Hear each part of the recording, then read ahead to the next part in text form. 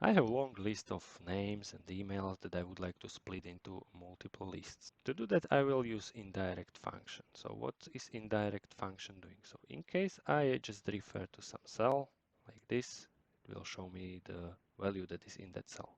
With indirect function, I can use this reference as a text, and it will do exactly the same thing.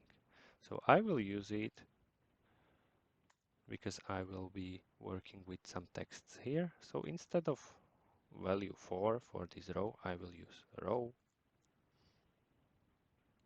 of that cell, and I will just copy it down. This would be the same list as I have in here in column B, but I want to split it into multiple. So let's count first how many emails we have there. So I will use count A and count all those emails.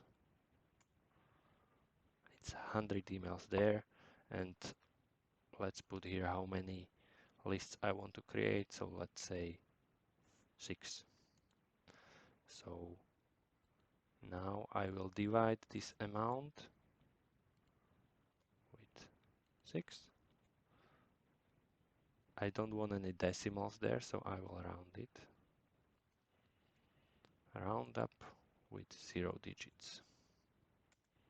Okay, so I will have 17 names in one list if I want 6 lists. So if I change it, it will change number of mails. So let's go with 5. Okay, so now I have this function that is taking emails from column B, but I want to limit it to 20. So if row number of this cell, which is row 4,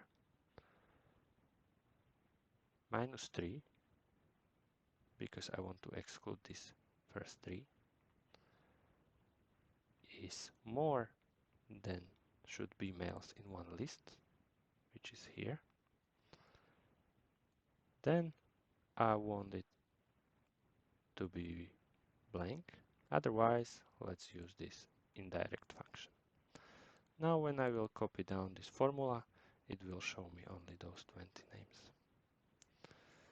Now I want to copy this to the rest of the list, but now it's still taking the same names and same emails from column B. So I just want here to start not from row 4, but from row plus this 20. So it will start from row 24. So how to do it? I can add here plus column 1. So if it's first column, then it will multiply this 20 with 1. In second column, it will multiply it by 2 and so on. So I can make this function and again just copy it down till the end. I can copy this formula to the right and also down. And now I can just simply change how many lists I want. So let's go back to 6 and it will distribute all those emails across those lists. And that's it. That's how you can use indirect formula to split one list into multiple columns.